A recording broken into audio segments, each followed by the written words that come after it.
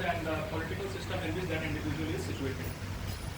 So, a nation is closely associated with the identity of the individual itself, the race to which that individual belongs, the religion, the language, the geographical area, the region, all those factors that constitute the identity of the individual are part and parcel of the broader identity, that collective identity which we call a nation. So, what is a nation? A nation is an anthropological construct, a concept which generally means that a people living together, a life of shared history, having some essential grounds common to their identity, becomes the definition of a nation. Initially, the concept of nation was closed. Initially, when we look at that, we look at the theory of nation state, we find that the nation was limited to a certain identity that is closely associated with either region, religion, or language. But today, in 21st century, we are seeing that the sphere of horizon of nation has broadened in such a manner that people belonging to different identities, different segments of society, different people belonging to different races, speaking different languages, are coming together to form a cosmopolitan identity, and a new form of nation is emerging today. And India is the best example of this new form of nation, because we have so many diversities. We have people speaking different languages, belonging to different races, belonging to different geographical areas, and calling themselves as Indian. So what we are seeing is that in today we have an evolved understanding of what we mean by nation.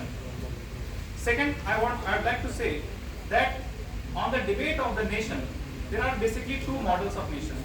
There is first that we call the salad bowl model of nation, in which different identities are accommodated in a single setup, or there is a melting pot model of nations, in which various sub-identities are melting and forming a new broader identity. So where do we fit democracy in all this?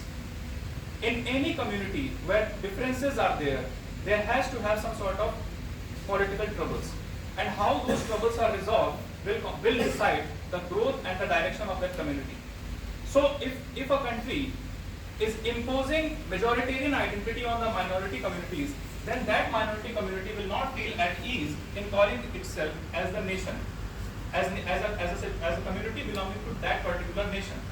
For example, if people living in Nagorno-Karabakh area in Azerbaijan are forced to convert to the Muslim identity, then they will not feel at ease that they are Azerbaijani. Same with any minority community. So what is happening is that if we initiate the process of nation building through democratic process, if we take people into confidence, if we build consensus, if we have the values of tolerance, and that is only possible through democratic means. So accommodation and consensus building is the way forward if we want to constitute a new kind of nation that the 21st century is suitable for. What is important here to remember is that any nation or any national identity comes into question when one person is interacting with a nation, different nation's person. When we go outside and we call ourselves Indian, it doesn't only mean that we originated in India. It also means the kind of society that we are coming from.